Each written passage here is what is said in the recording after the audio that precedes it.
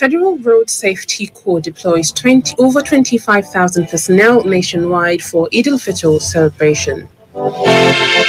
Independent National Electoral Commission (INEC) sets up over 3,000 new polling units in Kano State for the 2023 general election.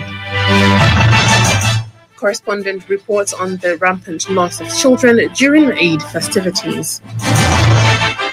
And on the foreign scene, United Nations calls for ceasefire in Ukraine.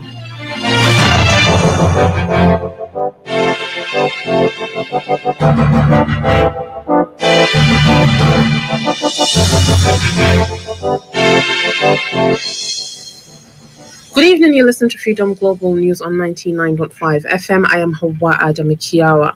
Today is the 26th of April 2022, which is equivalent to the 25th of Ramadan 1443 after Hijri. And now the news in full. The Federal Road Safety Corps says it has deployed 25,224 personnel across the country for the Salah celebrations.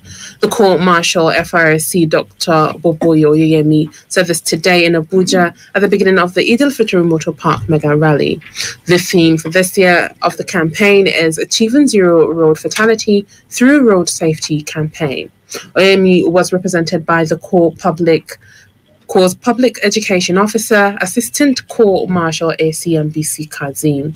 He said that the 25,224 personnel comprising of 7,100 officers and 18,124 marshals, as well as 15,225 special marshals, had been deployed to cover all the identified areas across the country. He said that the management staff, zonal commanding officers, sector commanders, and other senior officers of the rank of deputy corps commanders in the national headquarters, as well as corridor commanders, are also deployed to the field commands. He said that this was to ensure compliance with the operational guidelines issued at the beginning of the exercise. OME said that 580 patrol vehicles, 92 ambulances, 17 tow trucks, and 73 motorbikes were being deployed as part of the patrol logistics. He also said 2,096 reflective jackets, 1,000 traffic cones, 73 tire pressure gauges, a number of extricating machines and digital breathalyzers were part of the tools set aside for the operations. The Independent National Electoral Commission (INEC) says it has set up more than 3,000 new polling units in Kano State for the 2023 general election. The chairman of the commission, Professor Hauwa Adamu Kiyawa, made the remarks at a press conference held by the commission in preparations for the 2023 general elections. He said now Kano has 11,000 polling units for 2023 elections, as to the over 8,000 polling units it had in the past.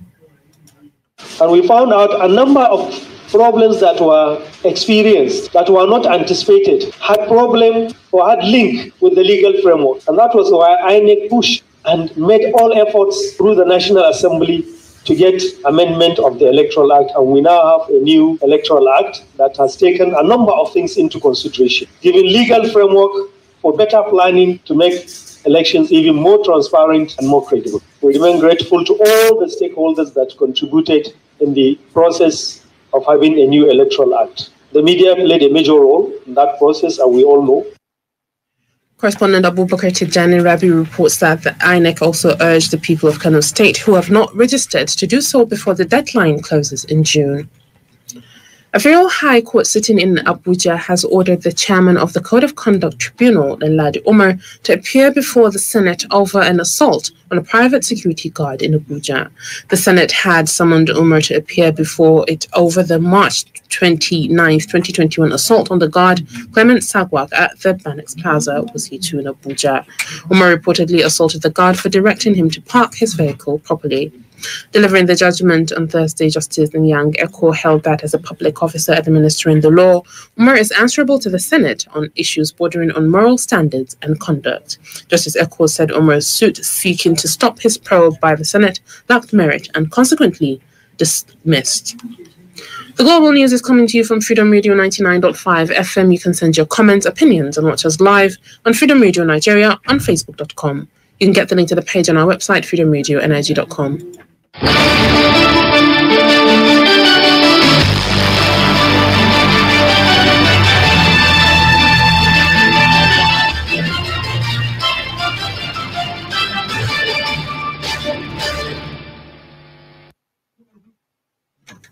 Welcome back. You're still listening to Freedom Global News on 99.5 FM. With just a few days to go before the start of the Salah celebrations around the world, authorities and security forces are still struggling to keep up with the growing number of missing children. For many years, children have been reported missing in neighborhoods and parks during visitations and recreational activities. Correspondent Hauwa Adamu reports.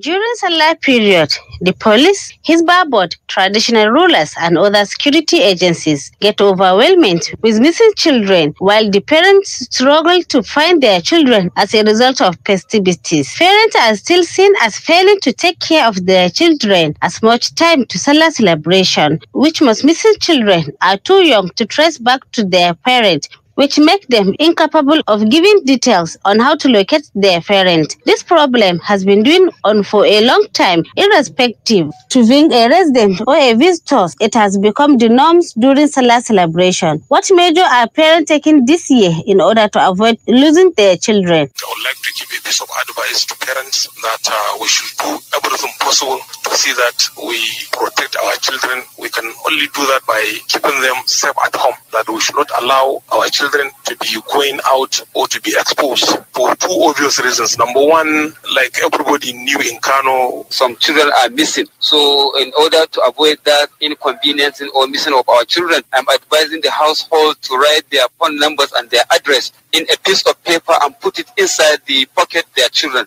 So this thing will help if the child have missed. So I'm sure the people who found the child, they'll use that address or phone number to find parents. The Public Relations Officer of the Kano State Police Command, SP Abdullahi Hauwa Kiyawa, described the step they are taking to provide security during the festive season. The Kano State Police Command have made all the necessary arrangements for peaceful conduct of the Eid prayers. The good people of Kano State for witnessing this period, and of course for successfully completing the month of Ramadan. Affected authorities are urging parents to attach minors with grown or responsible adults during visitation or recreational activities in order to get lost. Sapara Otijana Adam, Freedom Radio. Another sporting arena, Minister of Youth and Sports Development Sunday Dari paid a working visit to the Obafemi Awolowo Stadium in Ibadan to inspect the progress of work there. Correspondent Mohammed San Uba has details of this and other sports updates. Sunday Dari, who recently embarked on a tour across the country to inspect various projects undergoing under the Ministry of Youth and Sport Development, expressed satisfaction with what is on ground and has promised to give the renovation of the iconic sporting edifice his full concentration and support before the expiration of his tenure. The ministry recently partnered with Dangote Group to successfully renovate the Moshid Abiola National Stadium, Abuja, and is also partnering with Adebutu Kensington to renovate the National Stadium in Lagos. The minister was also recently in Daura, Katsina State, where there are works ongoing on the Daura Stadium. Meanwhile, former Nigerian international Chikelu Elonyosi has challenged his colleagues craving for a change at the Nigeria Football Federation and control of the country's football to run for an election and be part of the progress to carry out their lofty ideas. Elonyosi, who is the chairman board of trustees of the new Players Union with headquarters in Abuja, gave the charge when the executive members of Sport Writers Association of Nigeria, SWAN FCT chapter, led by Ndubuze Chudeka, paid him a visit. Elonyosi, who is also a senior special assistant to NFA President Amaji Malvik Pinnick, said he has never been in contention or enmity with anyone, but he has always driven passion to help develop Nigerian football, stressing that the creation of all Nigerian Players Union was to give players, especially retired footballers, a sense of belonging, backed with good welfare packages. Similarly, Nigerian Super Falcons have been placed in Pot 1 ahead of Friday's draw for the 2022 Women's Africa Cup of Nations scheduled to hold in Rabat, Morocco. The Super Falcons are the defending champions of the competition after claiming the title 4 years ago in Ghana. Qualified teams include Botswana, Burkina Faso, Burundi, Cameroon, Morocco, Nigeria, Senegal, South Africa, Togo, Tunisia, Uganda, and Zambia. In another update, Real Madrid have agreed a deal to sign Chelsea defender Antonio Rudiger when his contract expires at the end of the season. Chelsea manager Thomas Tuchel on Sunday said Rudiger had failed to agree a new deal with the European champions. Rudiger, who has also spoken to Bayern Munich, was offered a contract worth more than 200,000 euros to stay at Chelsea. The 29-year-old is expected to sign a 4-year-old deal at the Bernabeu, with a medical set to take place in London. And on tennis, Emma Raducanu has split from coach Torben Belt after only 5 months. The 19-year-old US champion Raducanu confirmed Belt as her coach in November, but believes a new training model is needed. Mohammed Sanuba, Freedom Radio. Another foreign senior United Nations Secretary General Antonio Guterres calls for a ceasefire agreement as soon as possible during discussions with Foreign Minister Sergei Lavrov in Moscow. He will meet Russian President Vladimir Putin later today. Kyiv urges Guterres to push for Mariupol evacuations when tens of thousands still stranded in the besieged port city. Russia warns the conflict in Ukraine could escalate into World War III. Moldova's Russia-backed breakaway region of Transnistria raises terrorist threat level after reported attacks, which comes days after Moscow said it was seeking access to the area. Meanwhile, Germany's government has authorized the supply of about 50 anti-aircraft tanks to Ukraine in a major policy shift. Berlin's decision comes as the United States and its allies meet at an airbase in Germany to pledge more weapons for Ukraine. And with this, we've come to the end of today's global news. Stay tuned for the Hausa Bulletin. Malik Amugano with Abdul Karim Muhammad Abdul Karim. On behalf of the entire production team, I am Hauwa Adamu Kiyawa. Have a blissful iftar and a wonderful evening.